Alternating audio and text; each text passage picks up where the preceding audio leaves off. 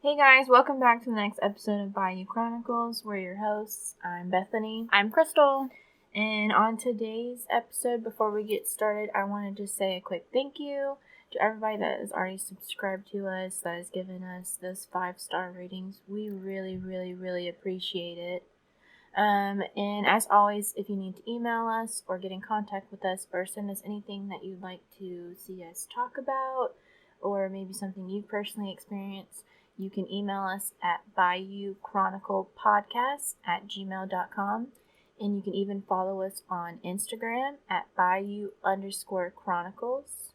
And yeah, we just want to say thank you. We've already had a lot of positive feedback, even though I'm going to be honest, a majority of it is from our family.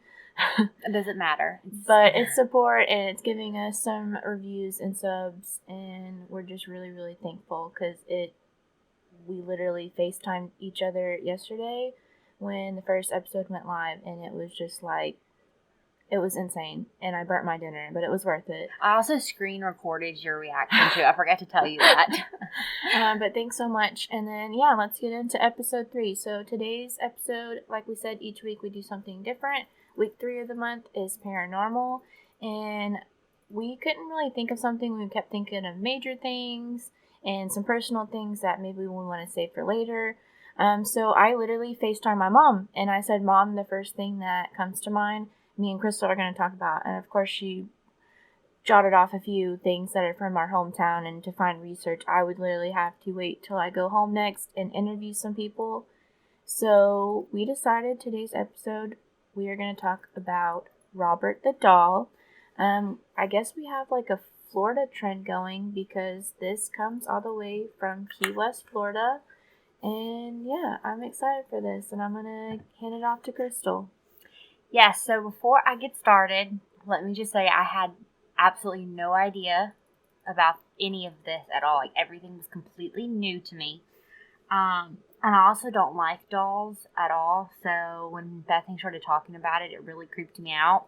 So much so that I was creeped out as I was leaving her house. And in the car, I actually had to call someone because I called Nikki because I was like, I need someone to talk to because I'm a little creeped out. I think my mom did this on purpose, though, because there's a story she likes to tell from my childhood. My very first sleepover I went to, I was like 6 years old, and it was like my childhood friend. We're still 26 years later. We've been best friends. I went to my first sleepover at her house. She had a Raggedy Ann and a Raggedy Andy doll. And I embarrassed myself, and I told them that the dolls were talking to me and watching me sleep. And my mom literally had to come pick me up at midnight. So now she likes to make fun of me about dolls, and I know this is why she picked this topic. Okay, so before I get started into it, I just wanted to name off some of the sources that I used for a lot of my research.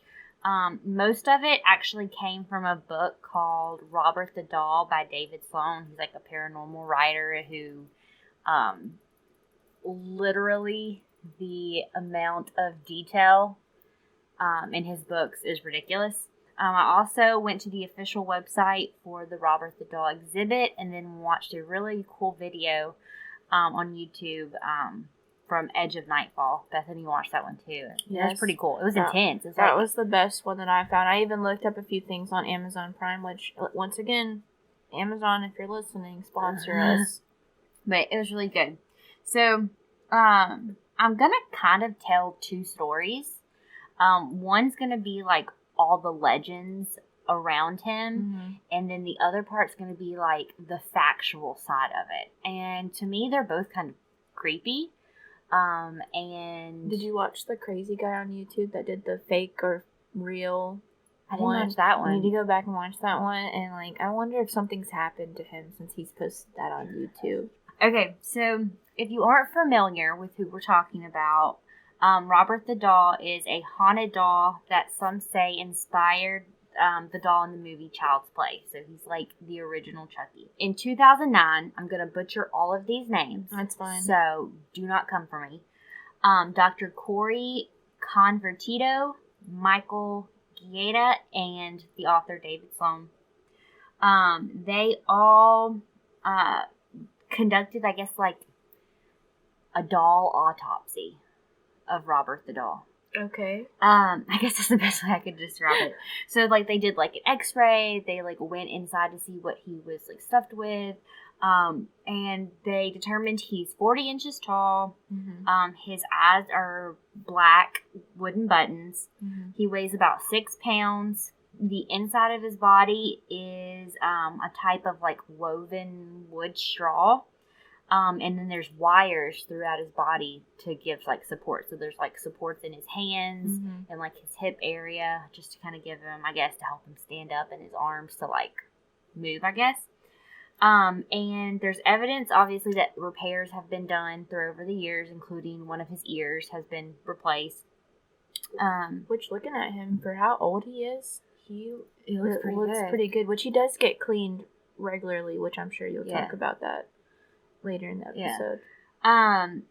But there also was evidence that he had, like, some light pink pigment on his face at one point to kind of give him character. And currently he is wearing a child's sailor outfit. Originally, I kind of talk about it a little bit more later on, but originally he is supposed to been, I'm going to butcher this word too, but a harlequin doll. So basically like a jester or a clown doll. You said it right. And his clothing has since been changed. So his sailor outfit now actually belongs to his owner, Robert Eugene Otto. He was a little boy who was gifted Robert. So Robert is named technically after Robert Eugene Otto. He gave him his first name, and Robert Eugene Otto chose to go by the name Gene. So from here on out, he'll be referred to as Gene, and Robert is the doll. There are several legends about who gifted Robert to Gene. Like, you cannot really tie it down. For the first part of this, I'm really going to talk mostly about the legends, I guess. Kind of one of the more popular ones is that he was gifted in his revenge from a servant who endured really poor treatment of him, or by his family, and they cursed the doll with voodoo and gifted it to Robert. They've also said that there's also I can't think, you're going to have to edit this whole part out because I can't think of what I'm trying to say. Go ahead, it gives the episode more character. What are you trying to... Oh, I was going to say, there was also the theory that his mom caught some of their servants conducting or doing some type of voodoo and black magic, fired them, and they gifted him the doll, cursed with voodoo in revenge. Regardless of how he actually received Robert, the two of them became I can't speak today. Inseparable. We're going to get through this episode, guys. We're not editing this out because a few people from the first episode said they liked our mess ups. So, and I just can't speak today, so it's okay. This will be enjoy. They were inseparable. Jeez. Okay, anyway, Gene would went as far as giving Robert a place at their table and insisted he eat dinner with them, like, every night. During his childhood with Robert, his family would report hearing two voices talking in the room with Gene. I think this is really the first thing that his parents noticed. Yeah. The first event. Because they would hear, like, two distinct voices, and one was obviously more deep than could possibly be a kid's voice. But they kind of just wrote it off as, well, he might just be playing a game and he's throwing his voice and he's making his voice sound deeper. Which I wouldn't do as a parent, but I don't know, all the research that I've found on this, because it is the first event that they really, like, took note of. It didn't really they didn't describe it as being demonic, just more of like an older man's voice. Yeah. And this was like a 5-6-year-old little boy. I mean, I can't picture my 5-year-old making that type of voice. So, and I've also seen enough scary movies and true crime and paranormal that I'd be like, yeah, no, doll's gotta go. Gotta kick the doll out already. But soon after that, Gene would find himself getting in a lot of trouble for things around the house. And every time that he would get in trouble, he was adamant that he didn't do it, it wasn't his fault, and that Robert was the one who did it. Again, if my kid was doing this and was saying the doll was doing this. Gene, we would have listened to you, bud. Yeah. 100%. So, a little bit more about Gene. He was the son of a doctor, and they lived in Key West, Florida. Mm-hmm. His mom moved there when she was younger. His dad had lived there for a while. They weren't rich, like supremely wealthy, but they made their living off owning 2 different drugstores in town. Mm-hmm. That's what they did. Eventually, he would make his way through life as a painter, and that's really what he's known for, is his painting.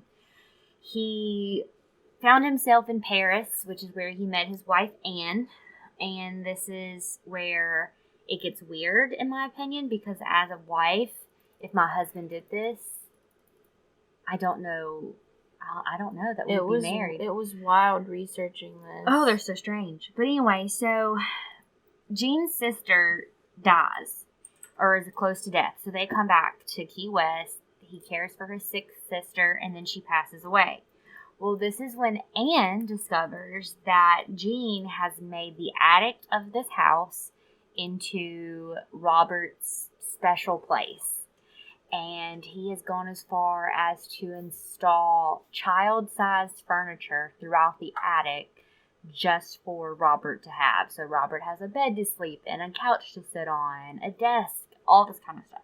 And I am sorry. And even in their bedroom, even in their own personal bedroom, he had little stools and seats for Robert. I'm just saying, if I went back to Tyler's house and he had a doll in his attic that had its own little special place and little toys, no. Just absolutely not. Babe, if you're listening to this, we probably wouldn't have got married if I ever found that out. Just laying that down. Legend also has it that as Gene got older, he actually started getting more abusive towards Anne. People would confront him about this behavior and say, why are you doing this? Why have you changed? What's happening? And he would always just rebuff it and say that it wasn't him doing it, that it was Robert's doing. How a doll has anything to do with that, I don't know. And only thing that you can probably put that together with is maybe possession, like maybe slowly over time. Because that's what happens in Child's Play. That's exactly what Chucky's trying to do. Is is in his soul is in the doll, and he's trying to find a host, as you kind of can describe it. Mm-hmm. So I think maybe, or he was just slowly slipping into a psychotic episode. Well, anyway, after Gene passed away, Anne left the doll behind and she moved to Boston. At first, she rented out the house in Key West and added a clause that stated that no one except Robert the doll was allowed to live in the attic. 2 men would actually start renting the house from Anne, and after some time living there, they started to hear moving and other noises coming from the attic. They claimed that it sounded like children running around and laughing. Whenever they would gather up the courage to check it out, that's when they would find Robert in a new spot in the attic.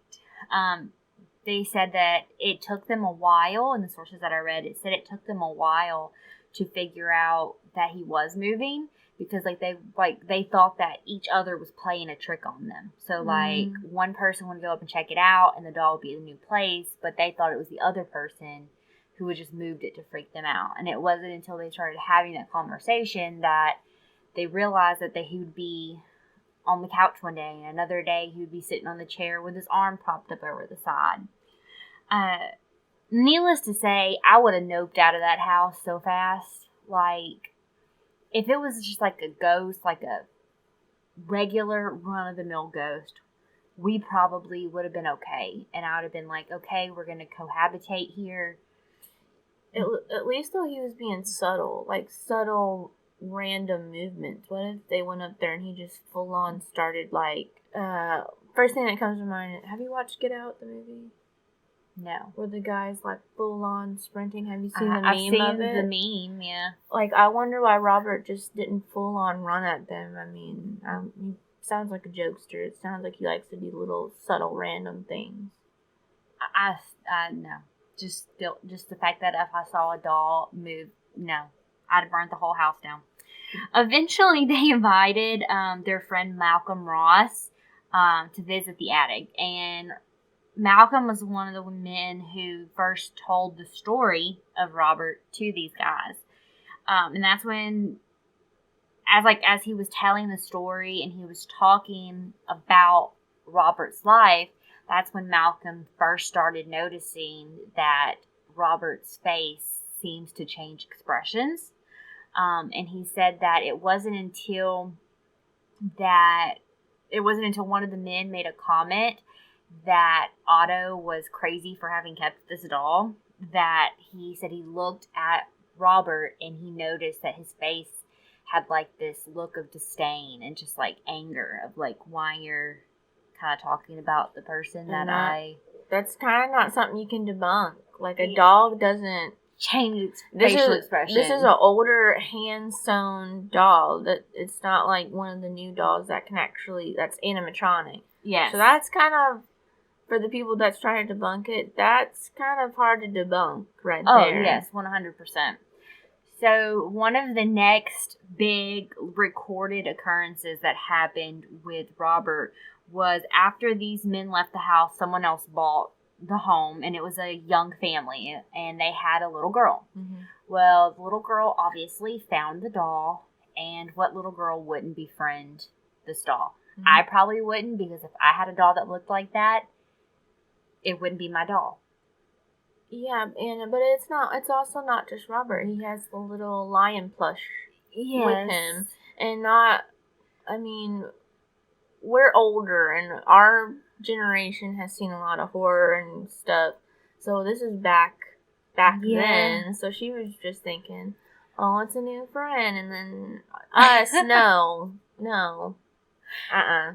Well, it's going to change. So the little girl became friends with Robert, and she carried him around everywhere. Until one night, the young girl awoke to find Robert sitting on her face, trying to kill her. And she freaks out, manages to get him off, which I don't know how any of this happens. I don't know how a doll sits on your face. I don't even want to know what's happening when the girl's eyes are closed and the doll managed to get wherever he came from to sit on her face to try to kill her. I don't know. But the family locked Robert up, put him in a trunk, and put him back in his attic. Naturally. I don't know, but if my daughter said that, I don't even have a daughter, but I feel like if my daughter said that, we would have burnt the thing. That's what just crossed my mind. I mean, and no disrespect to Robert, but why has nobody gone that route? Unless they have and it didn't work, and then they just didn't say anything. Yeah, say anything. It spooked them so bad. Out so much, maybe. Because that's the theory why they don't have any cameras at the museum watching him. Is they're not allowed to. But we'll get to that part. Anyway, so after they put him in the attic, right after this, the girl's father dies of carbon dioxide poisoning in his own car parked outside of their own house. I still don't understand how that happens either, but it does nonetheless. Years after this experience, the young girl still claims to this day that Robert tried to kill her. And I 100% am on the thing. Who just randomly says a doll tries to kill you? You don't, because you know what people are going to come at you with. They're going to say that you're having a psychotic break, or you were dreaming, or you just imagined it. So a lot of people are afraid to say stuff like that, but I mean, she was obviously so freaked out and 100% certain that this happened. If she continued to declare that from the time she was a little girl until she was a grown adult, I just have to assume that it happened. I mean, honestly. Like, why would a little girl, or why would a grown woman try to continue the lie that she made when she was a little girl? Like, for what profit? Because she did live a life. She did. Yeah. She did go on a life. So it's not like she was crazy and then was locked away in the psychiatric ward. It's just a type of event, and I can relate because I grew up with the female version of Stephen King as my mother, so like I can relate to her. So now I'm going to tell you some facts about his life and not necessarily the legends that are passed down. Again, the book I read by David Sloan, I 100% would recommend. If you want to learn more about him, read this book. This book does not only just go into detail about Robert, Jean, his wife, their family, all the different legends that kind of come about and where they actually probably originated from. And it has some great sources like shipping manifests, census, pictures, like some of the greatest pictures I've seen that I could find in general of this. According to David and obviously the official website, Robert himself is a one-of-a-kind and completely handmade doll that was made around 1904 by a German doll maker named the Steiff. I butchered that. I'm not good with German. The Steiff Company. If you're like me, your first question should be, if the story of servants gifting this doll to Jean is truthful, how did servants in 1904 get a one-of-a-kind German doll and were able to give it to Jean? Like, how does that happen? I mean, well, yeah, I mean, after researching it, the story that I always thought that I knew didn't match up. But, like, obviously I'm from Florida. I've been down to that area. And if you know that area, magic like that is, a lot of people practice it down there. But the original story that I know that, like, actually my mom told me when I was little because, you know, great parenting, Mom. Thanks for telling young me this creepy story. Shout out to you. Is that actually an aunt went and got the doll, came back and gave it to Robert, and sometime when he was visiting the plantations, one of the servants got a hold of it, and after they were let go because they were fired from the plantation, that's when they did the magic on it. And then they kind of like gave it back to Robert as like, oh, we found your doll, here it is. Which is very creepy. Which I was thinking about this last night, which I am Cajun, and I very much grew up around that kind of ideal. Like, my family 100% believes in all of that. Yeah. Like, red brick dust around our house was very much a thing growing up. Yes, we're weird. But when I was researching this made me think of one of my favorite movies, which is Skeleton Key. Oh, I love that movie. And it kind of has that same, like, thing. Like, I mean, that's putting their spirit and their soul into another human being. But why wouldn't somebody else be able to practice magic and put it in a doll? Oh, yeah, 100%. Who's saying maybe this is somebody that one of the servants knew? Yeah. Or they put a part of their souls into the doll. I mean, I'll get there. Yeah, I figured we were gonna get there, but when I was doing research last night, it made me. I want to watch Skeleton Key tonight, like after we film this. Actually, I know that's such a good movie. I remember seeing that in theaters. I saw that in theaters when it first came out with my uncle, who is hopefully listening because he was super excited when I told him our first episode was up. We saw it, and I will never forget. It was one of the first like scary movies I ever saw on like the opening night, and I remember being so angry and never going like never liking to see scary movies in theaters again because I hate when people scream in movie theaters. Like, you know, when you have like the all teenage girls and they just like get really scared. They're like fake, ah! But it's the fake scream. I hate those. Like when I scream, I sound like a 300-pound linebacker because the real fear is coming out of me. Okay, so when Tyler screams, my husband, it sounds like a 5-year-old little girl. Which is perfect. I feel like that's what men's screams are. So funny. It's like we alternate. Yeah. But it's good.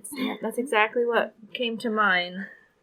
So I'm going to kind of present everyone with what I personally think could be the origin story from all of this and why Robert is the way he is.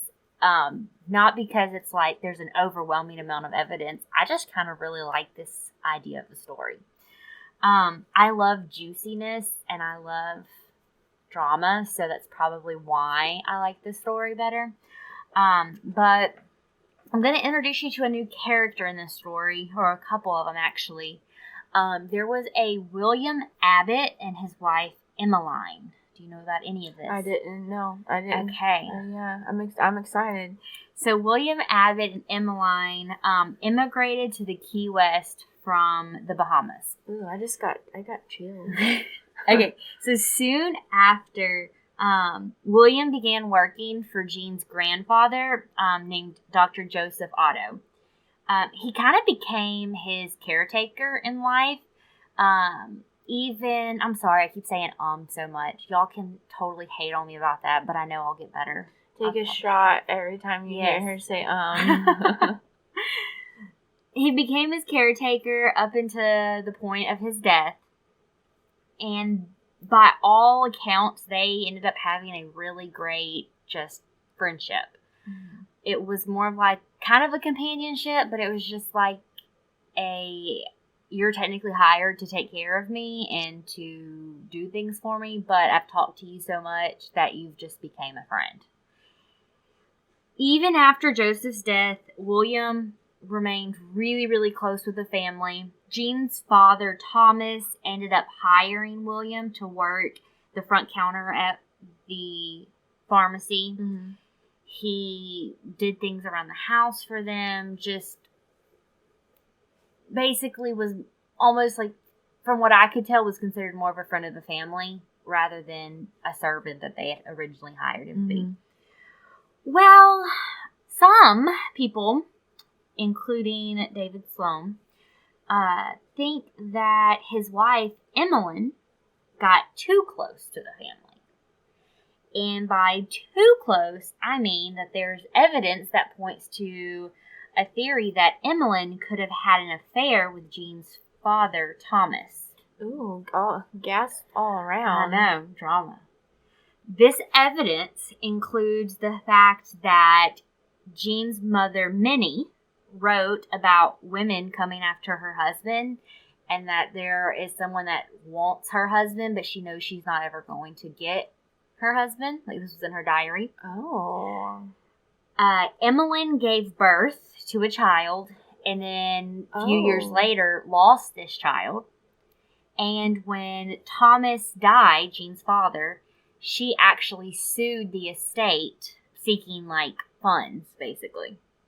So why else would you sue the estate of someone who you're not related to? Obviously, she thinks the baby belongs to Jean's father, but how is she to know she also has a husband? I know. I don't know. Well, I'll get there. So, Emmeline and William were both Black Bohemians, and this is important because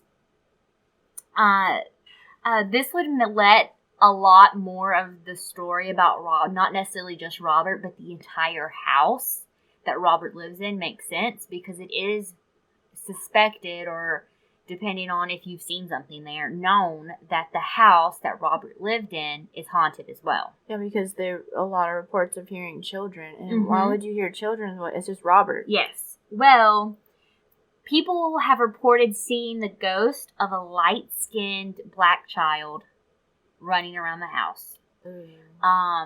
A psychic medium of sorts lady that worked at the house also reported that the ghost that resides there is a young, light-skinned black girl in a white dressing gown who loves to sit at the top of the stairs and watch people.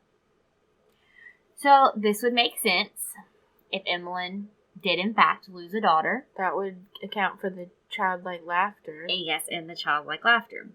So David Sloan brings up a couple points when he talks about this.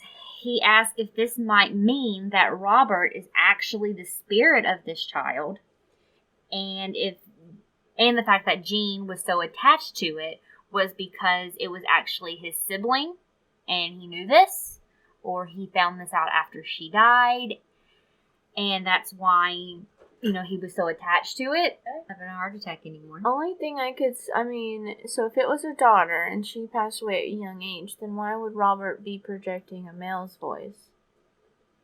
And why would Jean want to name him Robert? Robert, because if the doll is talking back to him, wouldn't it be like a little girl?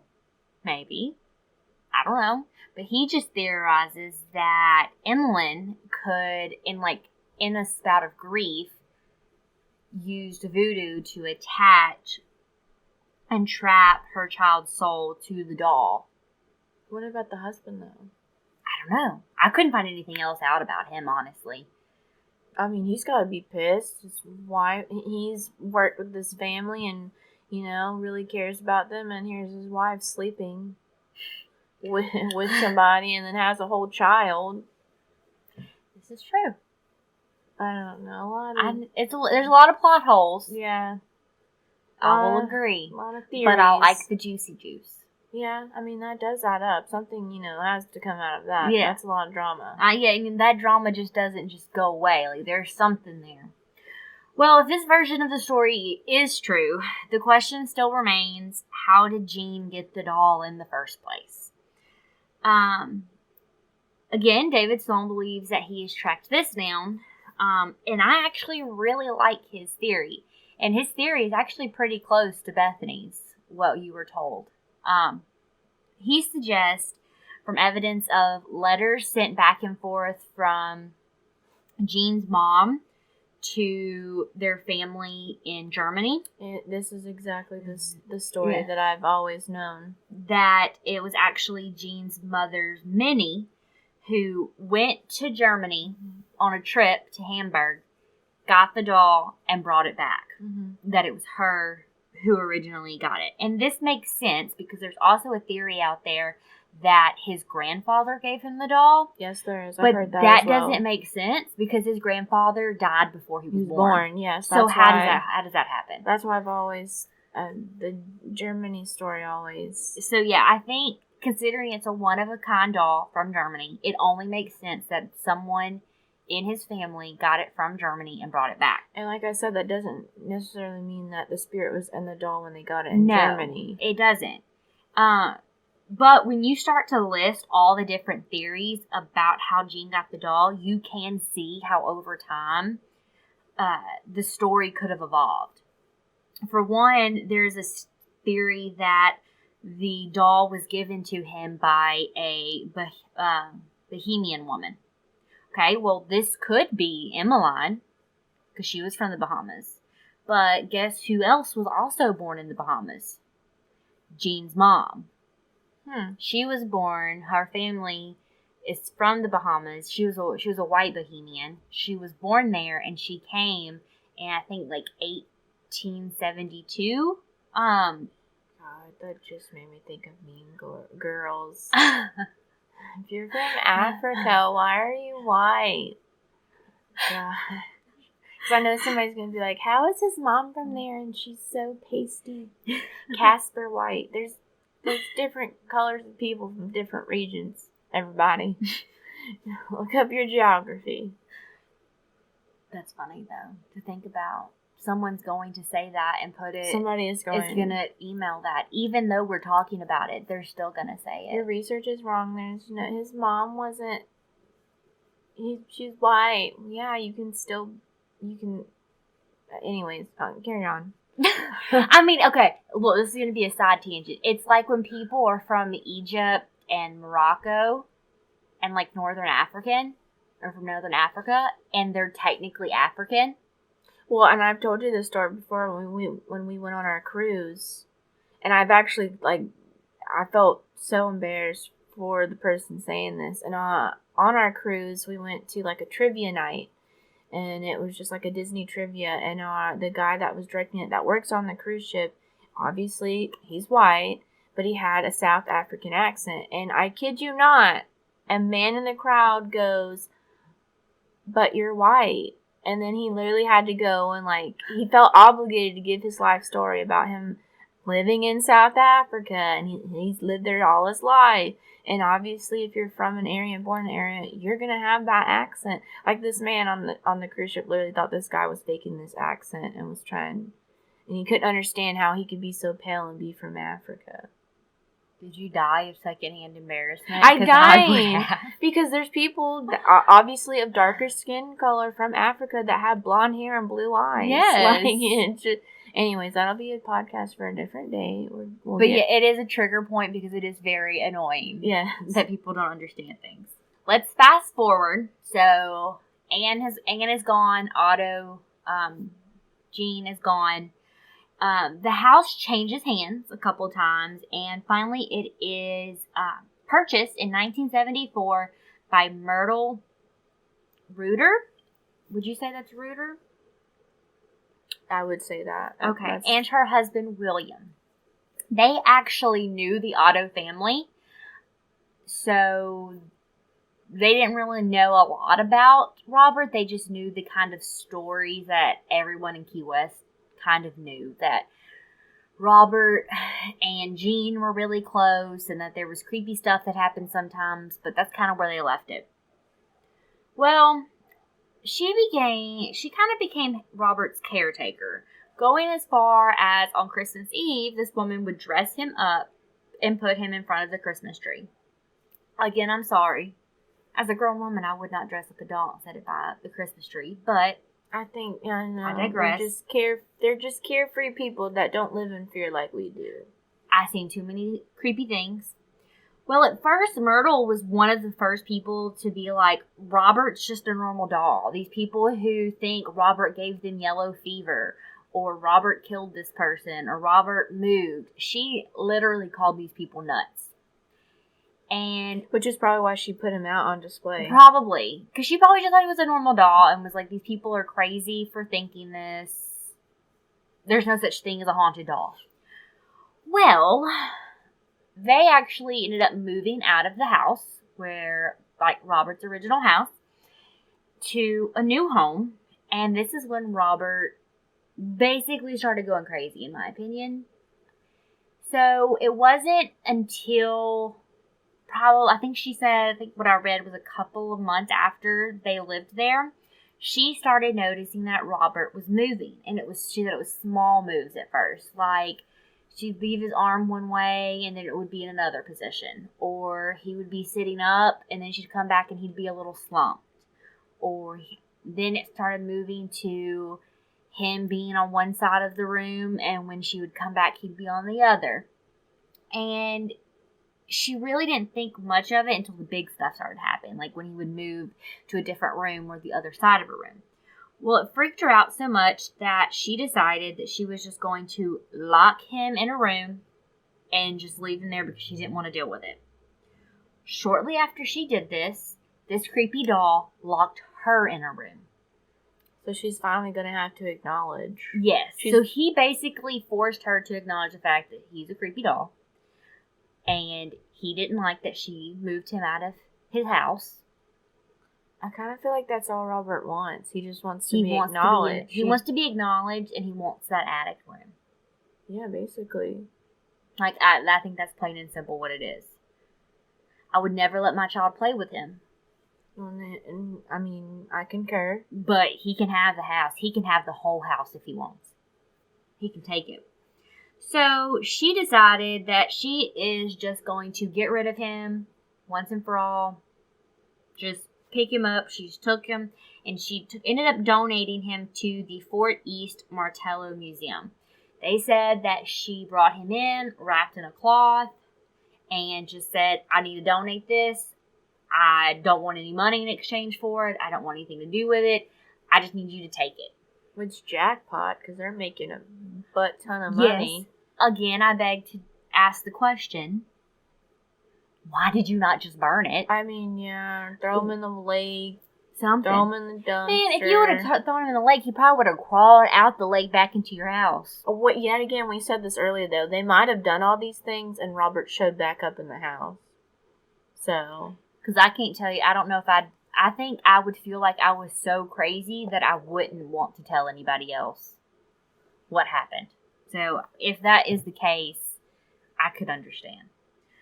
Well, it wasn't long before the people at the museum began to notice that Robert was moving, or he was changing from an upright to a slope, like a slumped over position. And a lot of people were just too freaked out to be in the same room as him. So they ended up just putting him in like long-term storage at the museum. Well, people that visited Key West would hear these stories from other people, and they knew that he was at the museum. So the museum kept getting more and more people coming in, wanting to see Robert, look at him, touch him, whatever. And they eventually had so many people that they decided to make him a permanent display. Well, that's when the creepy stuff happened. So, what you're supposed to do when you visit Robert, and you can correct me, Bethany, if I don't get all of this, is that, one, you're not supposed to look him in the eye, and if you really shouldn't take pictures at all, so if you take a picture, you're crazy in the first place. But if you do take a picture, you're supposed to tell him your name, and you're supposed to ask for permission to take his picture. And after you take his picture, you're supposed to thank him for taking the picture. Yep. Well, a lot of people, I guess, are playing with their own fates and don't do that. And there are stories of people who've gotten sick afterwards. There's one story in the book by David Sloan that was a printed letter of someone who, on the way home, they missed their flight. Their luggage got misplaced. Another person got into a car wreck, and their car got totaled. And then a few weeks later, they had an accident and broke 3 of their ribs. And then they got addicted to pain medication and had to withdraw. There was stories of people who went to visit Robert after their wedding, and all of their wedding pictures, after they left and got home, all of their wedding pictures have been deleted, including all the pictures they took of Robert. So one way that people try to seek forgiveness is writing a letter to Robert saying, please forgive me. Can you please take this curse off of me? I respect that you did that. Just please stop it now. And they get hundreds of letters. A day. Yes. A day. Like, too many to count. And it's not even from people who've actually gone to see Robert. It's people who have talked about Robert, who have made videos about Robert. Like, it gets intense. To the point that the author of the book that I read said that in the process of writing his book, he lost 4 hard drives as he was writing his book. And every single time that they had to replace his hard drive, they could recover every single thing on the hard drive except for the manuscript that he was writing. 4 times. This morning, as I was pulling up my computer to make sure I had all of my research done, I go to click on the file, and it says I don't have access to the file. And then it told me the file had been deleted. And then it told me that it hadn't been deleted, but I didn't have permission to view the file. So it took me 2.5 hours of restarting my computer, deleting stuff, re-downloading stuff. I could not at one point, like when you typed in the file itself, it was not anywhere on my computer. Nowhere. Like it just did not exist. So I turned everything off. I updated a whole bunch of stuff. And then I did a hard reset on my computer. And then when I opened it up, I still couldn't find it, but I had to like search for it. And once I searched for it, I finally found it and opened it up. And everything was, all the research was there. And I looked at Tyler and I said, I think Robert got me already. I was like, I ain't playing with this. When Crystal messaged me earlier, I was like, do we need to reschedule? I mean, we're already a few episodes in if you want to take a week off. And she's like, no, I actually got it to open. And I was like, I told you, because then there's people like me that have always grown up like this. I was always taught to take stuff serious. And even after watching the YouTube videos and going on Prime and looking up documentaries, I made sure to tell Robert thank you.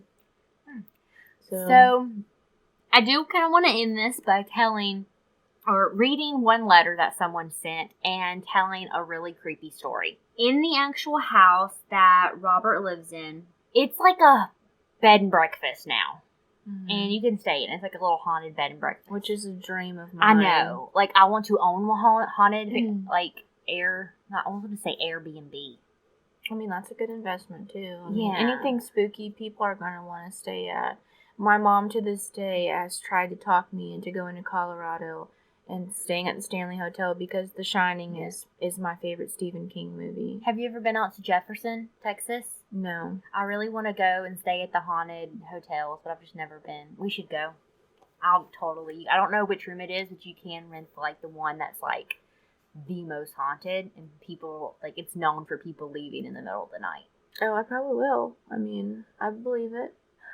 I probably would be the one to leave in the middle of the night, too. I'm okay with wasting my money. I will leave. I don't have to stay the whole 24 hours. Okay, so this is a little bit more recent of a story. This happened in 2011. The house had this decorative glass bowl, and one of the workers bought these cute little plastic lemons to put in the bowl. Sounds like you. I know, because that's exactly what I said. I think that's why I like this story. And the lemons started disappearing. And they would end up in random people's rooms, and the guests would just come downstairs and just throw them back in there, saying that they found the lemon in their room. And everybody there thought it was weird, but everybody just chalked it up to being like a little game the ghost plays or something weird that Robert does. It was just a thing. Well, one day, they received a random lemon in the mail, and this is the letter. Dear Museum Curator, it has taken some time to write this letter, but I feel I must share our experience that we encountered with Robert the doll. We visited beautiful Key West every summer in June, and we always stay at the Artist House B&B. That's Robert's home, where Eugene grew up with Robert. We visited Robert at the museum many times and have read all the letters posted on the wall from tourists stating the bad luck encountered when not asking Robert permission to take his picture. We have always asked his permission, have taken pictures, and have never had a problem. We dismiss this as just a tale until our last visit. While staying in the turret suite at the artist's house, we experienced something different. Out of curiosity, we wondered what the attic looked like above us, where Robert was discovered before he came to the museum. My husband and I slowly climbed the attic steps and opened the hatch door. We poked our heads through, peering into the dark, taking pictures, hoping to photograph an orb or something. Anything. All we saw was old furniture stored away. The next day, we checked out our room and did some last-minute shopping. We got into our car and headed home. We made the 5-hour trip with no problems. The next day, I woke up with an unusual pain. I lifted my shirt and my side torso had a serious rash. I went to the doctor and was diagnosed with shingles. The following day, my husband began feeling ill, doubled over in cramps and pain, and he was diagnosed with kidney stones. Oh my God, that's two of the most painful things. Now, you may be wondering, what does this have to do with Robert? All this seems to fit together in the event that followed. While finally unpacking our bags, I got to the bottom of my suitcase. Wrapped in one of my shirts was a plastic artificial lemon. You see, in the hallway of the artist's house was a beautiful bowl of artificial lemons set out as a display. I remember seeing them and commenting on the display. Somehow, one single lemon made its way into my suitcase. I did not put it there. My husband did not put it there. Maybe Robert did? I thought how strange, and I placed the lemon on our counter at our home. A few weeks went by, and my husband and I were still very ill. Then it dawned on me. Was this Robert's way of getting back at us for goofing around in his home and not asking to enter his attic? I immediately placed the lemon in a box and mailed it back to the artist's house with no explanation. I did not want them to think that we had taken it. Once the lemon was out of our home, I began feeling better. The pain from the shingles subsided, and my husband was finally able to pass his kidney stone. You may read this letter and think, what a crazy story. It is crazy, but it is true. I write this letter in hopes that you will post it on your wall near Robert, and it will serve as a reminder that Robert has this thing about him. He is intriguing, devilish, mischievous, and still playing tricks to this day. I 100% believe this letter. You just, I mean, I've already said it a lot in this episode. You can't mess around with stuff like that. Like, honestly, whether you believe it or not, there's got to be some point where you are respectful. Yes, I'm queen of the thought process that even if you don't think it's true, assume that it is, because you never know. And you can try to debunk it. I mean, you should try to debunk it. The slumping of Robert, I mean, dolls move. I mean, that's not... Yes. Okay, but if you say you live alone, like a few of the people that own Robert did, and you put him at one area of the room, and say you go to the kitchen or the bathroom, and you come up and he's on the other side. Did some random person break into your house just to move your doll? Absolutely not. The doll obviously moved. But I mean, slumping forward, maybe his arm falling down. That's gravity. Yeah. Okay? That's physics. Stuff happens. But the doll is not going to pick itself up and carry itself to the other side of the room. Not at all. There are certain things you can debunk. You can try to debunk if you want to. Which I think you should try to debunk, because if you try to debunk, you're only going to have one of two things happen. Either you're going to prove that it is actually happening, or you're going to prove that it's not happening. And there's no bad outcome to that. And there's no reason for that lemon to somehow... She's not walking by the bowl with her suitcase open, carrying it down the hall, and the bowl... Yeah, or she's not going to be like, oh, there's lemon, let me swipe that. Yeah. First off, if she did steal it, stuff's already happened to her, so she's not going to lie in the letter and say she didn't steal it. She would have said, I'm sorry, Robert, I took this from your house. My apologies. And why would she steal a random lemon? I mean, yeah. A fake plastic lemon. Is she that big of a klepto that this fake plastic lemon just called out to her? I don't think so. There's just... If me and Crystal are sitting here today and we 100% are those weirdos that believe in aliens... Who are we to say that there's not spirits and ghosts and demons? Oh, I mean, like, all I know is if someone told me or asked me if I believed in, like, spirits, poltergeists, demons, whatever, angels walking on Earth, 100%. That's funny you say that. I don't even remember it, but I was, like, 4 years old. My mom was taking a nap. And it gives me chills thinking about it. When she woke up from a nap, we were actually eating dinner that night at my grandparents' house, because once a week we would all have dinner together. And I just randomly blurted out, did you know that I saw an angel sleeping above Mommy in the living room taking a nap? And my mom got like full body chills. Oh my gosh. I described it to a T. Uh-huh. And I'm young, so I'm calling it a fairy. Yeah. I'm saying it's a fairy because, you know, we were young back then, and all those shows back then were fairy. Yeah. You know, you had the spin Barbie that flew up. You hit it and it goes, And after a little while of me describing to my mom came to the realization that I maybe saw her guardian angel. Oh, yeah. Of course, I don't remember it. I'm sure I did back then. I obviously described it. I can't.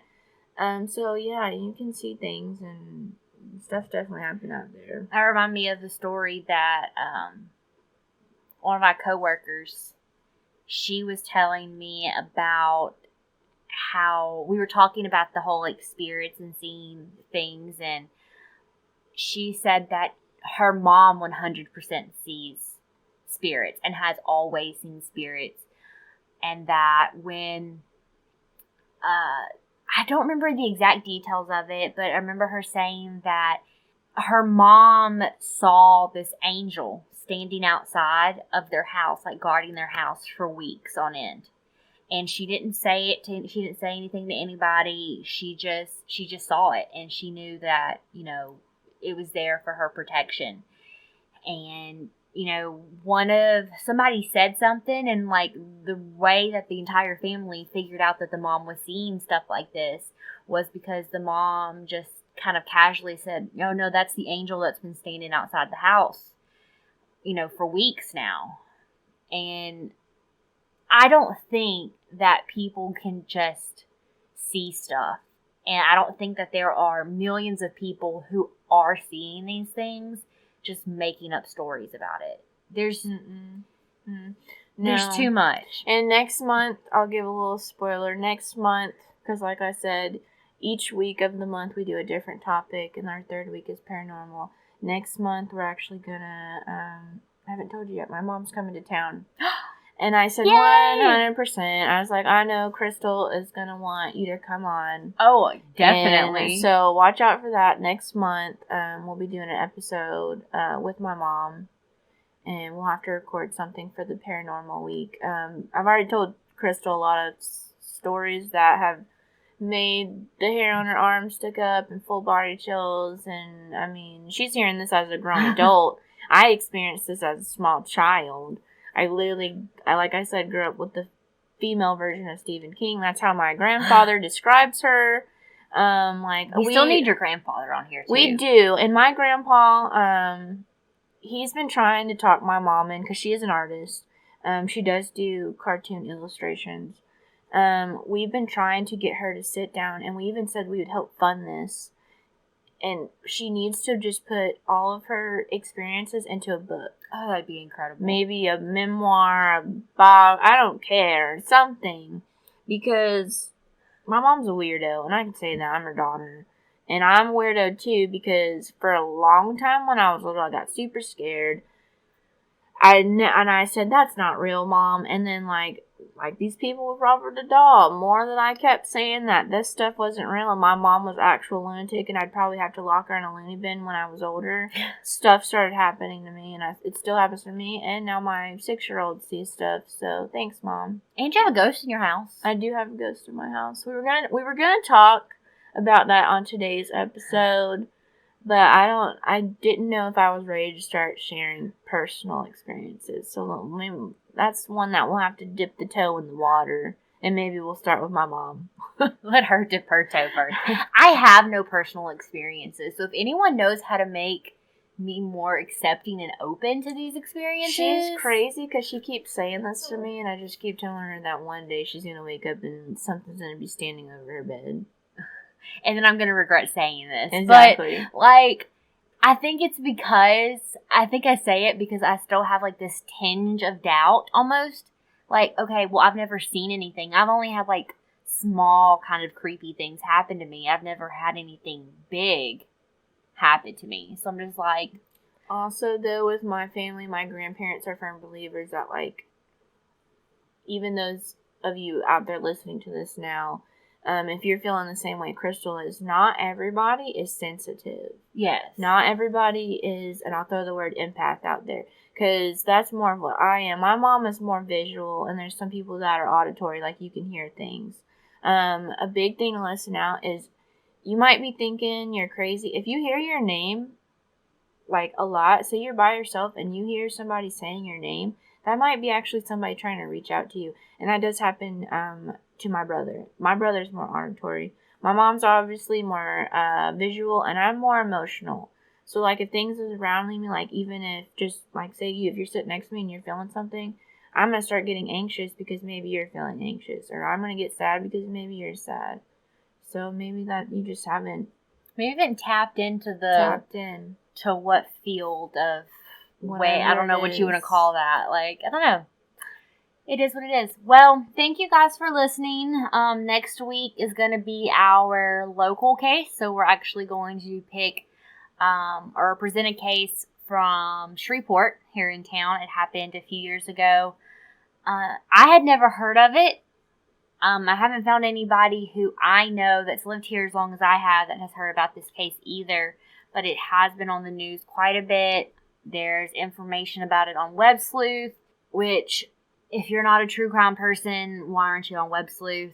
There's a little bit about it on Reddit, but there's a lot of information out there about this case, and I cannot wait to dive into it. Again, leave us a 5-star rating. Please, please, please. If you enjoyed it, though. If you have any problems with the way that I pronounce things, or the fact that I can't speak sometimes, you can be honest with your review, but I mean, we'd really appreciate it if you dropped us a 5-star. But yeah, don't come for me, because I'll put you on blast. And don't forget, like we were just sitting here and talking about our personal experience, if you have a personal experience, whether it's paranormal, true crime, if you have a conspiracy theory that you want to see us talk about, like last episode we talked about the Mandela effect, you can email us at bayouchroniclepodcast@gmail.com, and you can also find us on Instagram at bayou_chronicles. Thanks, guys. I hope y'all have a great day. Bye. Bye.